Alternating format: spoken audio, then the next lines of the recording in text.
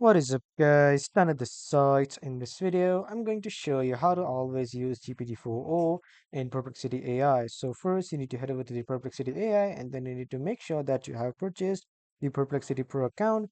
And then you just simply need to click on your account and then click on settings, or you can just click on your account. And after coming to the accounts, you just simply need to click on preference. And after that, in the AI, under the AI section here, you will see the model. Click on that choose here. And then you can just simply choose the GPT-4o. And here are some multiple AI tools that you can choose from. But let's say I have GPT 4.1. I can just simply hover and then I'll select GPT 4.1. I don't currently have GPT 4o, but if you have it in the options, you can select that.